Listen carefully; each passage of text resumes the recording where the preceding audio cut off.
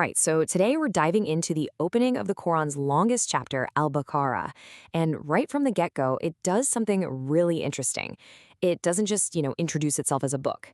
Instead, it lays out this incredible spiritual roadmap, basically showing 3 different paths that we as humans can take when faced with guidance.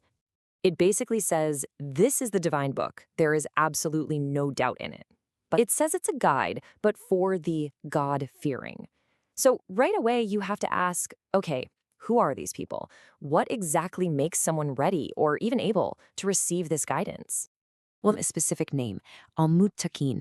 And, this isn't just some random label. It's really presented as the blueprint, the ideal model of a person who is perfectly tuned to receive and actually benefit from this message. So what makes them tick? What defines this group?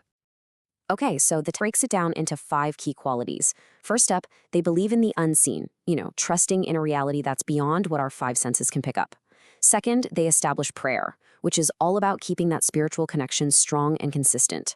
Third, they spend from what they've been given, which shows they're not totally attached to material stuff.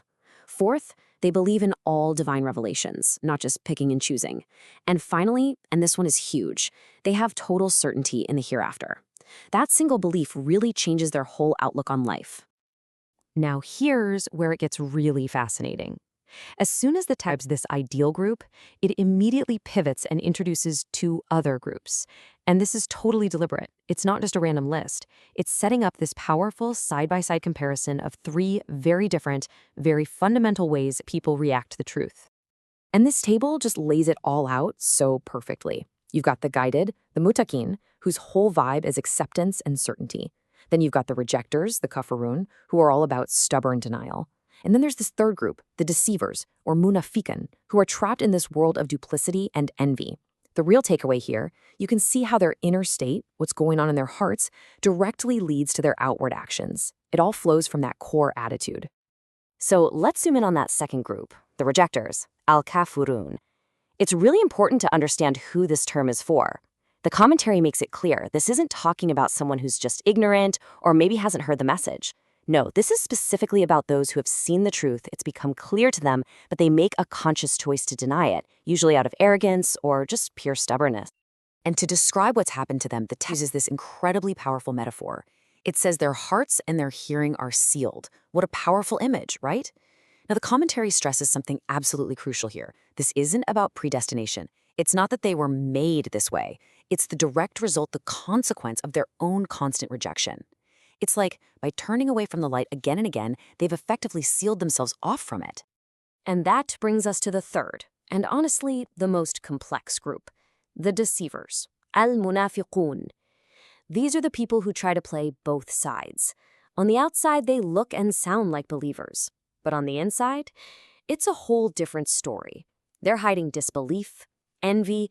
Their entire existence is this massive internal contradiction. And get this, their self-perception is completely upside down. They actually see their own two-faced behavior not as a flaw, but as being clever, as being reformers. And then they look at the people with genuine, sincere faith and call them the fools. It's such a sharp psychological portrait, right? Mistaking cynicism for wisdom and genuine belief for weakness. Okay, so we have these 3 very distinct spiritual profiles. But definitions can be pretty abstract, right? So to make this all more tangible, to help us feel what it's like to be in these states, shifts gears and gives us these incredible, vivid parables. Yeah, it uses 2 really powerful metaphors, light and storm. And each one is designed to give us a window into the inner world of the rejectors and the deceivers. Okay, check this out. The first parable, for the rejectors, is all about this sudden, total loss of light. It's like someone was given a fire, something to see by, but because they didn't appreciate it, it's just, poof, snuffed out, leaving them completely in the dark. The second parable, for the deceivers, is totally different. It's about being caught in a storm, full of fear and uncertainty. They only take a step when there's a flash of lightning, when it's safe and easy. But the second it gets dark and scary again, they're frozen in place.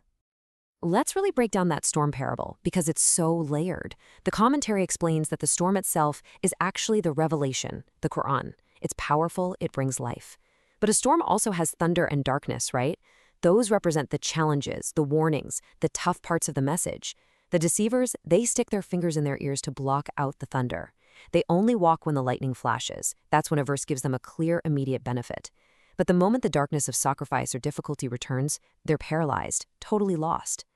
Okay, so after laying out this detailed diagnosis of these three human responses, the text does a complete 180. It zooms all the way out. It moves beyond these specific groups and addresses everyone, issuing this big universal call to all of humanity. And it pivots to a really direct, logical argument that all starts with this one central question. It's a challenge, really. It asks every single one of us to just look at the very foundation of our own existence and see it as proof. The whole argument is an appeal to just look around. It's basically saying, hey, you're lifeless, and he gave you life. He made the earth a perfect place for you to live, the sky like a protective roof over your head. He sends down rain that grows the food you eat. The conclusion it presents is just simple logic. If you know all this comes from one creator, why would you set up rivals next to him? So, after making its case using logic, using the world around us, it finishes its opening statement with it's a direct challenge, really, aimed at anyone who's still on the fence. And the challenge is this.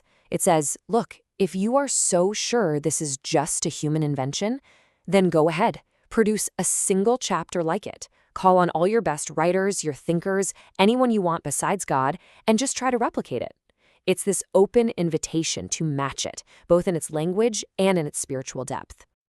But right after laying down this challenge, it follows up with a stunning prediction and a serious warning. It says flat out, but if you cannot do it, and you will never be able to do it, that's all. And from there, it says, the only logical thing to do is to take the warning seriously. And this is where the whole opening section culminates, by laying out the ultimate stakes in the clearest possible terms. It presents two completely opposite destinies. On one side, you have the fire, prepared for those who reject the truth, fueled, interestingly, by the very things they worshipped. And on the other side, the gardens, a place of peace, reward, and purity for those who believe. I mean, the choice, the contrast, it could not be more stark. So when you step back and look at this whole opening, what's the big idea? It seems to be saying that guidance isn't something that just happens to you. It's not passive. It's more like a dance between the message itself and the condition of a person's heart. And that leaves us with a really big question to think about. What if being guided isn't just about being handed a map? What if it's about having the eyes to actually see the path that's right in front of you?